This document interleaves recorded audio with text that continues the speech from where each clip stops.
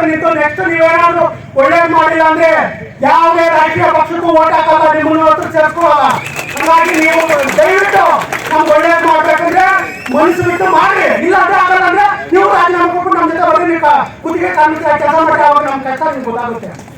ನಾನು ಇಲ್ಲಿರುವಂತ ಎಲ್ಲ ನನ್ನ ಸಹೋದರ ಸಹೋದರಿಯರ ಹತ್ರ ಮನವಿ ಮಾಡ್ಕೊಂಡೆ ಅಂದ್ರೆ, ನಿಮ್ಮ ಯೂನಿಯನ್ಸ್ ತಗೊಳ್ಳೋ ಪ್ರತಿ ಡಿಸಿಷನ್ಸ್ ಅಲ್ಲೂ ನೀವು ಜೊತೆಗಿರಿ. ಆಗ ಮಾತ್ರವೇ ನೀವು ಮ್ಯಾನೇಜ್ಮೆಂಟ್ ಆಗಿ ಅಥವಾ ಸಮಾಜಘಾತಕ ಶಕ್ತಿಗಳನ್ನಾಗಲಿ ಹಿಮ್ಮೆಚ್ಚಕ್ಕೆ ಸಾಧ್ಯ ಆಗುತ್ತೆ.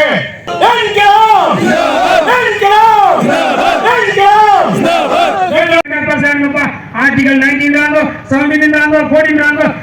I don't know anything. I am only one party. Concord officer, ನಾನು ಅಲ್ಲಿ ಕೂತ್ಕೋಬೇಕು ಎಷ್ಟು ಮಾಡಿ ಬೇರೆ ಏನು ನಮ್ಗೆ ಗೊತ್ತಾಗಿಲ್ಲ.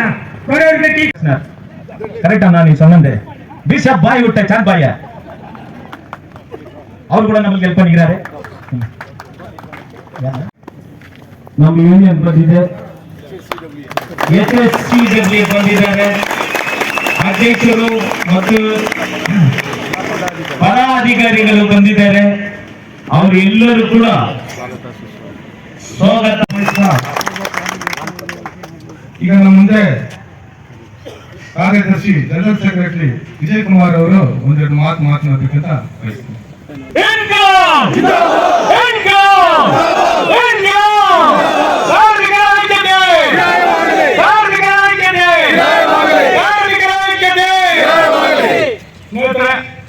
ನಮಸ್ಕಾರ. ಇವತ್ತು ಏನು ಹೆಚ್ಚೇನಿಂದ ಸುಮಾರು 100 ಕಿಲೋಮೀಟರ್ ದೂರದಿಂದ ನಾವು ಕ್ರಮಿಸಿ ಇಲ್ಲಿ ನಿಮ್ಮನ್ನೆಲ್ಲ ಬೆಂಬಲಿಸಿ ನಾವು ಬಂದಿದ್ದೀವಿ. ಇದಕ್ಕೆ ಮೂಲ ಕಾರಣ ಏನಪ್ಪಾ ಅಂದ್ರೆ ನಿಮ್ಮ ಒಗ್ಗಟ್ಟು. ಇಡೀ ರಾಜ್ಯಕ್ಕೆ, ಬೆಂಗಳೂರು ಸಿಟಿಗೆ, ದೇಶಕ್ಕೆ ಒಂದು ಮಾದರಿ. 2024 ಶತಮಾನದ ಈಚೆಯಿಂದನೂ ಅಷ್ಟೇ ಈ ಒಂದು ಮಣ್ಣು ಏನಿದೆ KGF ಅನ್ನೋ ಮಣ್ಣು, ಇದು ಹೋರಾಟದ ಒಂದು ಕಣ ಅಥವಾ ಒಂದು ಕಿಚ್ಚು ಕ್ರಾಂತಿ ಅಂತ ನಾವು ಹೇಳ್ಬೋದು. ಬಹಳಷ್ಟು ಬೆಂಗಳೂರು ಇರುವಂತಹ ಬಹಳಷ್ಟು ಪಬ್ಲಿಕ್ ಸೆಕ್ಟರ್ ಇನ್ಕ್ಲೂಡಿಂಗ್ HAL ಸಹಿತ ಹೋರಾಟ ಮಾಡೋದಕ್ಕೆ ಹೆದರ್ತಾರೆ. ಯಾಕಪ್ಪ ಅಂದ್ರೆ ಕೆಲಸನ ಕಿತ್ತಾಕ್ಬಿಡ್ತಾರೆ, ಫೈನಲ್ ಆಗಿ ಏನು ಆಗಲ್ಲ, ಅವ್ರು ಏನ್ ಕೊಡ್ತಾರೋ ಅದನ್ನೇ ತಗೋಬೇಕು, ಅದಕ್ಕೆ ಯಾಕೆ ಹೋರಾಟ ಮಾಡಬೇಕು ಅನ್ನೋ ಮನೋಭಾವನೆ. ಇದನ್ನೆಲ್ಲ ಮೆಟ್ಟಿ ನಿಂತು ಸತತ ವರ್ಷಗಳಿಂದ ಏನು ಮಾತುಕತೆ ಮುಖಾಂತರ ಮಾತಾಡ್ಕೊಂಡ್ ಬಂದು ಯಾವ್ದು ಪರಿಸ್ಥಿತಿ ಬಂದಿಲ್ಲ ಅಂತ ಹೇಳಿ ತಾವೆಲ್ಲರೂ ಕಳೆದ ಒಂದು 17 ದಿನಗಳಿಂದ ಈ ಒಂದು ಹೋರಾಟನ ಮುಂದುವರ್ಸ್ಕೊಂಡ್ ಬಂದು ಇನ್ನು ಮುಂದಕ್ಕೆ ರಾಷ್ಟ್ರ ಮತ್ತು ರಾಜ್ಯದ ಎಲ್ಲ ಮೂಲೆಗೂ ಸ್ವಲ್ಪ ರೀತಿಯಲ್ಲಿ ಮಾಡಿದರೆ ಪ್ರತಿಯೊಬ್ಬ ಕಾರ್ಮಿಕರ ಹೆಸರಿಗೂ ನಾನು ಕೆಂಪು ವಂದನೆಗಳನ್ನ, ಕ್ರಾಂತಿಕಾರಿ ವಂದನೆಗಳನ್ನ ಸಲ್ಲಿಸ್ತೀನಿ. ಇಲ್ಲಿ ಯಾಕಪ್ಪ ಗುತ್ತಿಗೆ ಕಾರ್ಮಿಕರಿಗೆ ಈ ರೀತಿ ಒಂದು ಭಾವನೆ ಅಥವಾ ಸಮಸ್ಯೆಗಳು ಬರ್ತಾ ಇದೆ ಅನ್ನೋದನ್ನ ನಾವು ಮೂಲಭೂತವಾಗಿ ಯೋಚನೆ ಮಾಡಿದ್ರೆ, ನಮ್ಮನ್ನ ಎಲ್ಲ ಆಡಳಿತ ವರ್ಗದವರು, ಅದೇ ರೀತಿ ನಮ್ಮ ಜೊತೆಯಲ್ಲಿ ಅಣ್ಣ ತಮ್ಮ ಅನ್ನುವಂತ ಒಂದು ಪರ್ಮನೆಂಟ್ ವರ್ಕರ್ಸ್ ಅಸೋಸಿಯೇಷನ್ ಇದೆ, 2 ಕೈ 2 ಕಾಲು ಇರುವಂತ ಮಷೀನ್ ಅಂತ ಮಾತ್ರ ಪರಿಗಣಿಸೋದೆ ನಮ್ಗೆ ದುರ್ವಿಧಿ. ಬೇರೆ ಯಾವ್ದು ಅಧಿಕಾರ ಆಗಲಿ ಹಕ್ಕಾಗಲಿ ನಮ್ಗಿಲ್ಲ, ಅವ್ರು ಕೊಡಲ್ಲ ಯಾವ ಕಾಲಕ್ಕೂ. ಅವ್ರು ಹೇಳೋದೇನಂದ್ರೆ ಎಲ್ಲ ಸರಿ, ನಮ್ಮ ತೋರ್ ಮೇಲೆ ಕೈ ಹಾಕೋದು ಸರಿ, ಜೊತೆ ಕುತ್ಕೊಂಡು ಊಟ ಮಾಡೋದು ಸರಿ, ಎಲ್ಲ ಸರಿ ಇದೆ. ಹಕ್ಕಕ್ಕೆ ಹೋರಾಟ ಮಾತ್ರ ನಾವು ಮಾಡಲ್ಲ, ನೀವು ಮಾಡಬೇಡಿ ಅನ್ನೋ ಒಂದು ಚಿಂತನೆ ನಮ್ಮಲ್ಲಿ ಹಾಕ್ಬಿಟ್ಟಿದ್ದಾರೆ ಕಾಲದಿಂದ. ಯಾಕೆ ಈ ರೀತಿ ನಡೀತಾ ಇದೆ ಅಂದ್ರೆ, ಮಷೀನ್ ಕೊಡೋದು ಬರೀ ಪ್ರೊಡಕ್ಟಿವಿಟಿ ಮಾತ್ರ. ಮಷೀನ್ ಕೆಲಸ ಏನು, ಪ್ರೊಡಕ್ಷನ್ ಕೊಡೋದು. ಅದು ಯಾವತ್ತಾದ್ರೂ ಏನಾದ್ರು ಕೇಳತ್ತಾ? ಕೇಳಲ್ಲ. ಆ ರೀತಿ ಇವತ್ತು ಇಡೀ ದೇಶದಲ್ಲಿ ಗುತ್ತಿಗೆ ಕಾರ್ಮಿಕರನ್ನ ಬರೀ 2 ಕೈ 2 ಕಾಲು ಇರುವಂತ ಮಷೀನ್ ರೀತಿ ಎಲ್ಲ ಅಧಿಕಾರ ಶಾಹಿಗಳಾಗಿರ್ಬೋದು, ಮ್ಯಾನೇಜ್ಮೆಂಟ್ ಆಗಿರ್ಬೋದು, ನಮ್ಮ ಜೊತೆ ಕೆಲಸ ಮಾಡುವಂತ ಆಫೀಸರ್ಸ್ ಎಂಪ್ಲಾಯೀಸ್ ಆಗಿರ್ಬೋದು, ನಮ್ಮನ್ನ ಅದೇ ರೀತಿ ಟ್ರೀಟ್ ಮಾಡ್ತಾ ಬರ್ತಾ ಇರೋದು ದುರ್ದೈವ. ಆದ್ರೆ ಎಲ್ಲೋ ಒಂದು ಕಡೆ ಯಾಕಪ್ಪ ಅವ್ರು ನಮ್ಮನ್ನ ಆ ರೀತಿ ಟ್ರೀಟ್ ಮಾಡ್ತಾ ಇದಾರೆ ಅಂದ್ರೆ, ಅವ್ರ ಲಾಭಾಂಶನ ಹೆಚ್ಚಿಸ್ಕೊಳೋದಿಕ್ಕೆ ಕೆಲಸ ಮಾಡ್ತೀವಿ, ಪ್ರೊಡಕ್ಷನ್ ಕೊಡ್ತೀವಿ, ಸ್ಟ್ರೈಕ್ ಮಾಡಲ್ಲ, ಸಂಬಳ ಜಾಸ್ತಿ ಕೇಳಬಾರ್ದು. ಈ ಎಲ್ಲ ಇಂಪ್ಯಾಕ್ಟ್ ಏನಾಗ್ತಾ ಇದೆ, ಅವರ ಒಂದು ಐಷಾರಾಮಿ ಜೀವನ ಅಥವಾ ಲಕ್ಸುರಿಯಸ್ ಲೈಫ್ ನ ಲೀಡ್ ಮಾಡೋದಕ್ಕೆ ನಮ್ಮನ್ನ ಮೆಟಲ್ ರೀತಿ ಅವರು ಮಾಡ್ಕೊಂಡು ತುಳ್ಕೊಂಡು ಹೋಗ್ತಾ ಇರೋದು ಉಂಟು. ಹಾಗಾಗಿನೇ ಏನು ಈ ಗುತ್ತಿಗೆ ಕಾರ್ಮಿಕ ಪದ್ಧತಿನ ಅಥವಾ ಬೇರೆ ಬೇರೆ ನಿಕೃಷ್ಟ ಪದ್ಧತಿಗಳನ್ನ ನಿರ್ಮೂಲನೆ ಮಾಡಬೇಕು ಅಂತೇಳಿ ಪ್ರತಿ ಎಲೆಕ್ಷನ್ ಅಲ್ಲೂ ಅವ್ರ ಮ್ಯಾನಿಫೆಸ್ಟೋ ಮಾತ್ರ ಹಾಕ್ತಾರೆ, ಬಡತನ ನಿರ್ಮೂಲನೆ ಮಾಡ್ತೀವಿ, ಉದ್ಯೋಗ ಸೃಷ್ಟಿ ಮಾಡ್ತೀವಿ ಅಂತೇಳಿ. ಸರ್ಕಾರ ಆಗಿ ಸ್ಥಾಪನೆ ಆದ್ಮೇಲೆ ಅದ್ರ ಬಗ್ಗೆ ಯಾವುದೇ ರೀತಿಯಾದಂತ ಚಕಾರ ಅವ್ರು ಎತ್ತಲ್ಲ. ಯಾಕಪ್ಪ ಅಂದ್ರೆ ಸರ್ಕಾರಕ್ಕೂ ಬೇಕಾಗಿಲ್ಲ, ಮ್ಯಾನೇಜ್ಮೆಂಟ್ಗಂತೂ ಇನ್ನೂ ಜಾಸ್ತಿ ಲಾಭ ಬಂದ್ರೆ ಅವ್ರ ಪರ್ಕು ಬೋನಸ್ ಆಳುಗಳು ತಗೋಬೋದಲ್ವಾ, ಅದು ಬಂದಿಲ್ಲ ನಮ್ಮಲ್ಲಿ ಅನ್ಸ್ಬಿಟ್ರೆ ಏನಾಗುತ್ತೆ, ಅವ್ರಿಗೂ ನಮ್ಮಷ್ಟೇ ಸಂಬಳ ಬರುತ್ತಾಳೆ.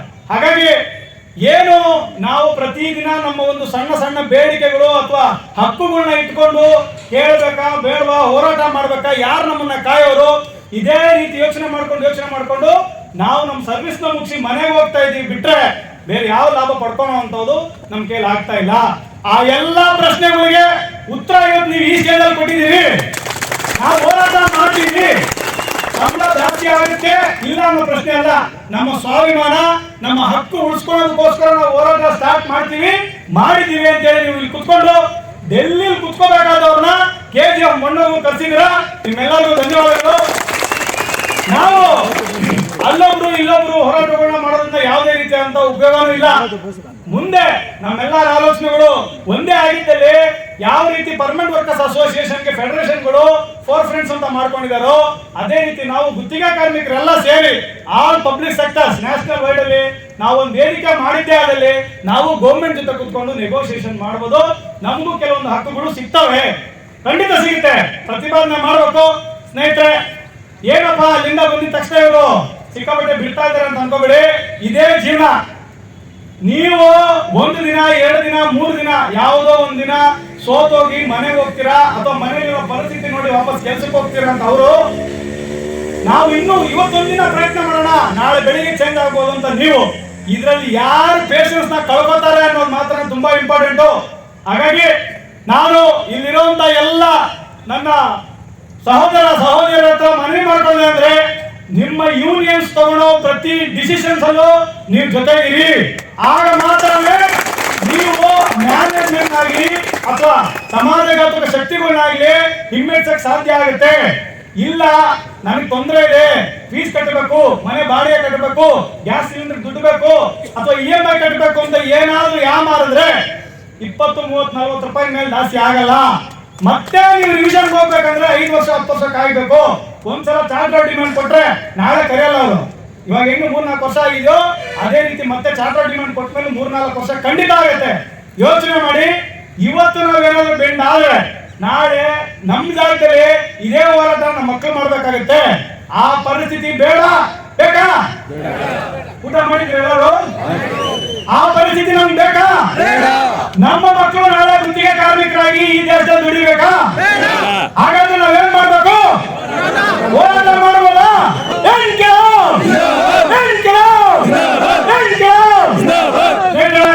ದಯವಿಟ್ಟು ನಿಮ್ಮ ಗುರಿ ಎಲ್ಲಿವರೆಗೂ ಮುಟ್ಟಲ್ವೋ ಅಲ್ಲಿವರೆಗೂ ನಿಮ್ಮ ಅವಿರತವಾದ ಶ್ರಮವನ್ನ ಯಾವ ರೀತಿ ಒಳಗಡೆ ಕೆಲಸ ಮಾಡ್ತಾರೋ ಅದೇ ರೀತಿ ಇದು ಒಂದು ಕೆಲಸ ಅಂತ ಅನ್ಕೊಳ್ಳಿ. ನೀವು ಪ್ರತಿ ದಿನ ಇಲ್ಲಿ ಕಳೀತಾ ಇರೋದು ನಿಮ್ಮ ವಿಜಯಕ್ಕೆ ಒಂದು ಮೆಟ್ಲು ಅಂತ ಅನ್ಕೋಬೇಕು. ಒಂದೊಂದು ದಿನ ಸಂಬಳ ಲಾಸ್ ಆಯ್ತು ಅಂತ ಅನ್ಕೊಂಡ್ರೆ ನಿಮಗೆ ಜಯ ಸಿಗೋಲ್ಲ. ಹಾಗಾಗಿ ಮತ್ತೆ ನಿಮ್ಮಲ್ಲಿ ಮನವಿ ಮಾಡೋದು, ನಿಮ್ಮ ಆಫೀಸ್ ಬೇರೆಯವ್ರು ಅಥವಾ ನಿಮ್ಮ ಕಮಿಟಿ ಏನಿದೆ ಅವ್ರು ಏನ್ ಡಿಸಿಷನ್ ತಗೊಂತಾರೋ ದಯವಿಟ್ಟು ಅದಕ್ಕೆ ನೀವೆಲ್ಲರೂ ಒಕ್ಕೋದ್ರಿಂದ ಒಂದು ಸಹಕಾರ ಕೊಟ್ಟರೆ ಮಾತ್ರನೇ ಏನಾದ್ರು ಆಗೋದು. ಜೊತೆಗೆ ಏನು ನಾವು HL ಕಾಂಟ್ರಾಕ್ಟ್ ವರ್ಕರ್ಸ್ ಅಸೋಸಿಯೇಷನ್ 5,000 ಜನ ನಾವು ಗುತ್ತಿಗೆ ಕಾರ್ಮಿಕರು ಕೆಲಸ ಮಾಡ್ತಾ ಇದೀವಿ. ಎನಿ ಡೇ ಎನಿ ಟೈಮ್ ನಮ್ಮಿಂದ ಏನ್ ಸಹಕಾರ ಬೇಕಾದ್ರೂ ನಾವು ಕೊಡೋದಿಕ್ಕೆ ತಯಾರಿದ್ದೀವಿ ಅಂತ ಹೇಳಿ ಈ ವೇದಿಕೆ ಮುಖಾಂತರ ನಿಮ್ಮೆಲ್ಲರಿಗೂ ತಿಳಿಸ್ತಾ ಇದ್ದೀವಿ. ಧನ್ಯವಾದ. ಕಾರ್ಮಿಕ ಬಂಧುಗಳೇ, ಈಗೇನು HL ಕಾರ್ಖಾನೆಯಿಂದ ಬಂದು ಬೆಂಕಿ ಸಿಡಿಲು ಯಾವ ರೀತಿ ಬರುತ್ತೋ ಆ ರೀತಿ ಬಂತು. ಯಾಕಂದ್ರೆ ಕಾರ್ಮಿಕರ ಶಕ್ತಿ ಯಾಗಿರ್ಬೇಕು, ನಮ್ಮ ಹೋರಾಟ ಯಾವ ತರ ಇರ್ಬೇಕು, ಗುರಿ ಮುಟ್ಟೋ ತನಕ ನೀನು ಇಂಜಿನಿಯರಿಗೆ ಮುಂದೆ ನುಗ್ಗು ಅಂತ ಹೇಳ್ಬಿಟ್ಟು ಬಹಳ ಸೊಗಸಾಗಿ ಹೇಳಿದರೆ ಅವರಿಗೆ ನಮ್ಮ ಕಾರ್ಮಿಕರ ಪರವಾಗಿ ಮತ್ತೊಮ್ಮೆ ಅಭಿನಂದನೆಗಳನ್ನ ಸಲ್ಲಿಸ್ತಾ ಇದ್ದೀನಿ. ನಮ್ಮ ಹೋರಾಟ ಎಲ್ಲಿಯವರೆಗೆ ಅಂದ್ರೆ ಎಲ್ಲಿಯವರೆಗೆ ಜಯ ಆಗುವವರೆಗೂ. ಎಲ್ಲಿಯವರೆಗೆ ಹೋರಾಟ? ಎಲ್ಲಿಯವರೆಗೆ ಹೋರಾಟ? ಎಲ್ಲಿಯವರೆಗೆ ಹೋರಾಟ? ಗೆಲ್ಲುವವರೆಗೆ ಹೋರಾಟ. ಬೇಕೇ ಬೇಕು, ನ್ಯಾಯ ಬೇಕು, ಬೇಕೇ ಬೇಕು, ನ್ಯಾಯ ಬೇಕು, ಬೇಕೇ ಬೇಕು, ನ್ಯಾಯ ಬೇಕು, ಬೇಕೇ ಬೇಕು. ನ್ಯಾಯ ಬೇಕು, ವೇತನ ಪರಿಷ್ಕರಣೆ, ಆಗಲೇಬೇಕು, ವೇತನ ಪರಿಷ್ಕರಣೆ, ಆಗಲೇಬೇಕು, ವೇತನ ಪರಿಷ್ಕರಣೆ ಆಗಲೇಬೇಕು, ಕಾಯಂ ಆಗಲೇಬೇಕು, ಆಗಲೇಬೇಕು, ಕಾಯಂ ಆಗಲೇಬೇಕು. ಆಗಲೇಬೇಕು. ಕಾರ್ಮಿಕರ ಒಗ್ಗಟ್ಟು, ಚಿರಾಯವಾಗಲಿ, ಕಾರ್ಮಿಕರ ಒಗ್ಗಟ್ಟು, ಚಿರಾಯವಾಗಲಿ. ನಮ್ಮ ಕಾರ್ಮಿಕರ ಒಗ್ಗಟ್ಟನ್ನು ನೋಡಿ ಬಹಳ ಸೊಗಸಾಗಿ ಮಾತಾಡಿದ್ದಾರೆ.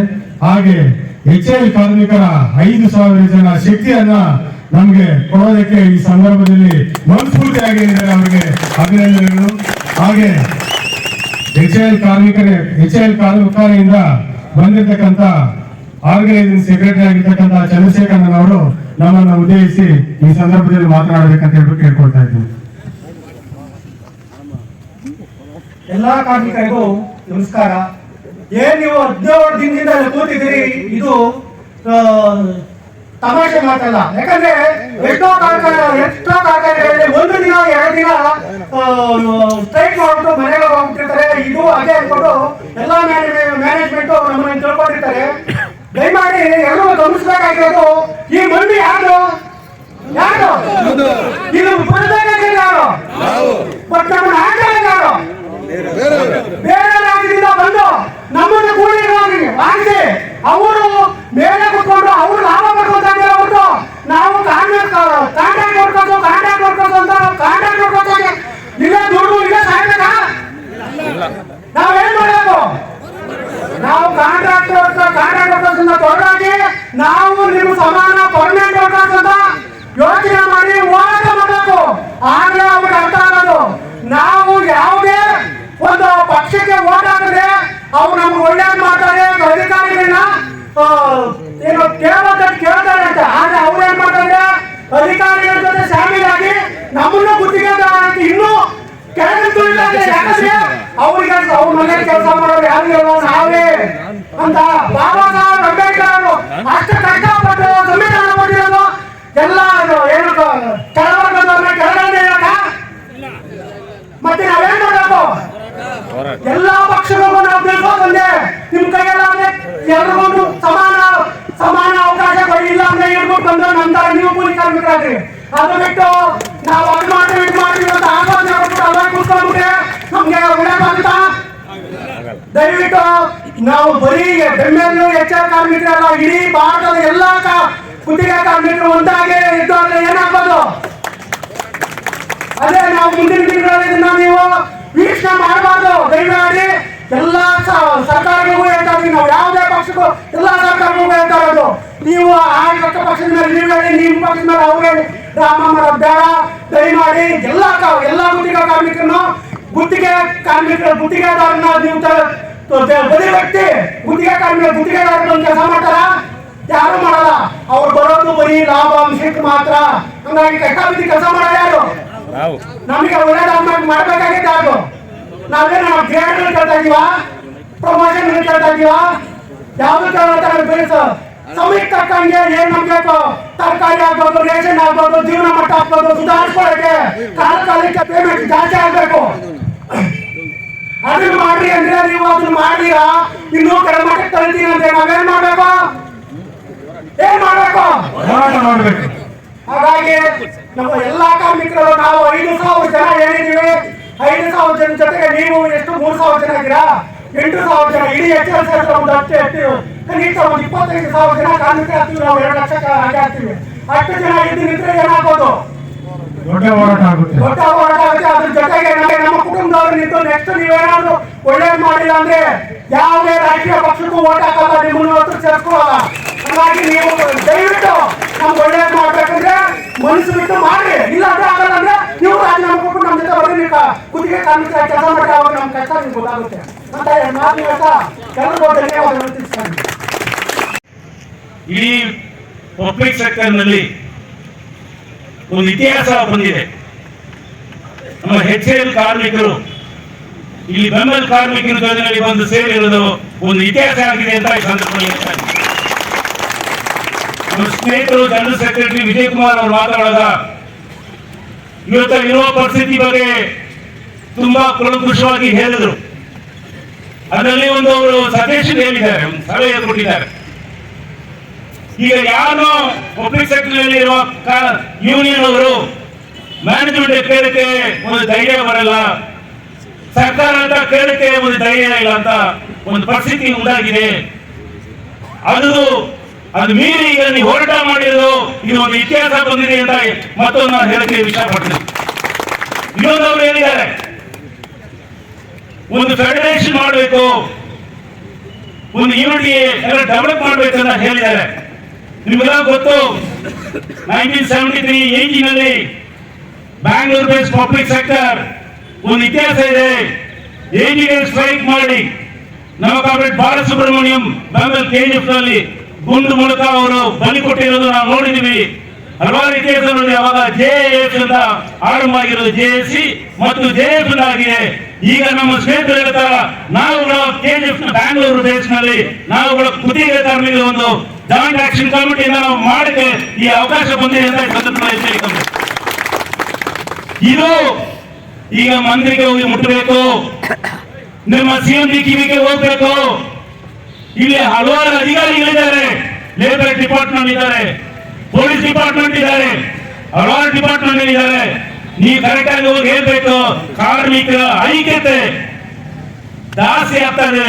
ಬರ್ತಾ ಬರ್ತಾ ಇಡೀ ಕಾಮ್ರೇಡ್ ಹೇಳ್ತಾರ, ಇಡೀ ದೇಶದಲ್ಲಿರುವ ಗುತ್ತಿಗೆ ಕಾರ್ಮಿಕರು ಒಟ್ಟಿಗೆ ಸೇರಿ ನೀವು ಡೆಲ್ಲಿಗೆ ನಾವು ಬರ್ತೀವಿ ಅಂತ ಈ ಸಂದರ್ಭದಲ್ಲಿ ಹೇಳ್ತೀನಿ, ಇಷ್ಟಪಡ್ತೀವಿ. ಕಾಮ್ರೇಡ್ ನಾವೇನು ಏನ್ ಕೇಳಿದ್ದಾರೆ ಕಾರ್ಮಿಕರು ಕರೆದು ಮಾತಾಡ್ಯಾರ ನೀವು ಅಂತ ಚಾರ್ಟ್ ಆಫ್ ಡಿಮಾಂಡ್ ಕೊಟ್ಟಿದ್ದಾರೆ. ಚಾರ್ಟ್ ಆಫ್ ಡಿಮಾಂಡ್ ಕೊಟ್ಟಿರೋದು ಮಾತಾಡೇ ಮಾಡದಂತೆ ನಾವು ಯಾವ ದೇಶದಲ್ಲಿ ಇದ್ದೀವಿ? ನಾವು ಭಾರತ ದೇಶದಲ್ಲಿದ್ವಿ. ಡಾಕ್ಟರ್ ಬಾಬಾ ಸಾಹೇಬ್ ಅಂಬೇಡ್ಕರ್ ಬರ್ತಿರುವ ನಮ್ಮ ಕಾನ್ಸ್ಟಿಟ್ಯೂಷನ್ ಏನ್ ರೈಟ್ಸ್ ಕೊಟ್ಟಿದೆ ಅದ್ರ ಪ್ರಕಾರ ಕೇಳ್ತೀವಿ. ನೀವು refusing to discuss, refusing to negotiation is a violation, ಅದು ವೈಲೇಟ್ ಮಾಡ್ತಾ ಇದ್ದಾರೆ ಅಂತ ಕೇಳ್ತೀವಿ. ಅದರಿಂದ ಈಗ ಈ ಕಾನ್ವೆಂಟ್ ಬಂದರೆ ಅವರು ಒಂದು defence public sector, HAL is a defense public sector, Maharatna company, Brahman is a defense public sector, it is a Miniratna company. ಈ ದೇಶಕ್ಕೆ ಡಿಫೆನ್ಸ್ ನಲ್ಲಿ ಎಲ್ಲ ಉತ್ಪಾದನೆ ಮಾಡಿಕೊಡೋದು 2 ಕಂಪನಿ. ಈ ದೇಶಕ್ಕೆ ಗೌರವ ಕೊಡುವ ಒಂದು company. You can challenge the multinational companies in India and in the foreign also. ಯಾರಾಗಲಿ ಅವರು ಉತ್ಪಾದನೆ ಮಾಡುವ ಏರೋಪ್ಲೇನ್ಸ್, ವಾರ್ ಪ್ಲೇನ್ಸ್ ಯಾರನ್ನ ಮಾಡಕ್ಕಾಗುತ್ತಾ? ಮಾಡಿದ್ದಾರೆ. ಬೆಂಗಳೂರಲ್ಲಿ ಹಲವಾರು ಪ್ರಾಡಕ್ಟ್ಸ್ ಮಾಡ್ತಾ ಇದ್ದಾರೆ. ಬೋಟ್, ಡೋಸರ್ಸ್, ಐಸ್ ಕಟ್ಟರ್ಸ್, ಬೇರೆ ಬೇರೆ ಎಲ್ಲ ಪ್ರಾಡಕ್ಟ್ಸ್ ಮಾಡ್ತಾರೆ. ಈ ದೇಶಕ್ಕೆ ಕೊಟ್ಟಿರುವ ಸಂಪರ್ಕ ನಾವು ಕೊಡ್ತಾ ಇದೀವಿ. ಅದಕ್ಕೆ ಇವ್ರು ಕರೆದು ಅವ್ರು ವೇದಿಕೆ ಕೊಡ ನೀವು ಮಾತಾಡಲ್ಲ ಅಂದ್ರೆ ನೀ ಯಾಕೆ ಇರ್ತಾರ? ನೀವು ಮಾಡಲ್ಲ ಅವ್ರ why are you sitting? Why are you management? If you are not calling the workers to discussion, ನೀ ಯಾಕೆ ಇರ್ತಾರ? ಸೊ ಈಗ ಸರ್ಕಾರಕ್ಕೆ ಗೊತ್ತಾಗಬೇಕು. The honorable minister, the defense minister, you should understand. ಅವ್ರು ಕರೆದು ಮಾತಾಡಕ್ಕೆ ಅವ್ರು ಡೈರೆಕ್ಟ್ ಮಾಡಬೇಕು. Management you should direct to call the workers and settle the issues. ಈ ಹೋರಾಟದಲ್ಲಿ ಅವ್ರು ಮಾತಾಡಿದ್ರು, ಯಾರನ್ನೋ we don't not any political ಇದು ಅಂತ ಹೇಳಿದ್ರು. ಇಲ್ಲಿ ಕಾರ್ಮಿಕರಿಗೆ ಯಾವುದು ರಾಜಕೀಯ ಇಲ್ಲ, ಭಾಷೆ ಇಲ್ಲ, ಬೇರೆ ಯಾವುದೂ ಇಲ್ಲ. ಒಂದೇ ಒಂದಿರೋದು ಕಾರ್ಮಿಕರ ಐಕ್ಯತೆ. ಐಕ್ಯತೆ ಸಂದರ್ಭದಲ್ಲಿ ಹೇಳಕ್ಕೆ ನಾನು ಇಷ್ಟಪಡ್ತೀನಿ. ಅದು ಮಾತ್ರ ಮುಂದೆ ಬೆಳಗ್ಗೆ ನಮ್ಮ IT ಕಾರ್ಮಿಕರು ಬಂದೋದ್ರು. IT ಕಾರ್ಮಿಕರು ಬಂದು ಸಂಘಟನೆ ಅವರು ಬಂದು ITI ಈ ಗವರ್ಮೆಂಟ್ ನಾಶ ಮಾಡಿರೋದು. ITI one of the best public sector. ಈ ಕಮ್ಯುನಿಕೇಶನ್ ಈಗ ನಾವೆಲ್ಲ ಕೈನಲ್ಲಿ ಇಟ್ಕೊಂಡು ಇದೆಲ್ಲ ಸೆಲ್ ಫೋನ್ ಯೂಸ್ ಮಾಡ್ತಿರಲ್ಲ, ಅದು ಮುಂದೆ ಕಮ್ಯುನಿಕೇಶನ್ಸ್ ITI ಇತ್ತು.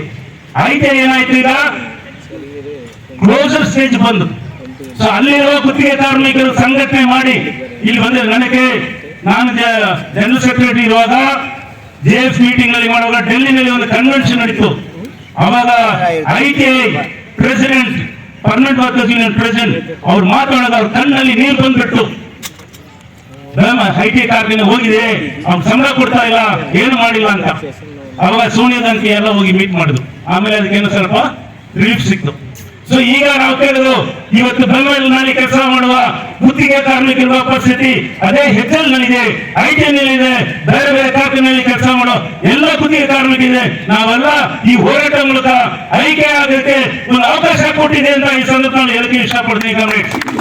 ಮ್ಯಾನೇಜ್ಮೆಂಟ್ ಇದೇ ತರ ಹೋದ್ರೆ ನಾಳೆಗೆ HAL ಅವ್ರನ್ನ ನಮ್ಮ ಜೊತೆಯಲ್ಲಿ ಸೇರ್ಕೊಳ್ತೀವಿ.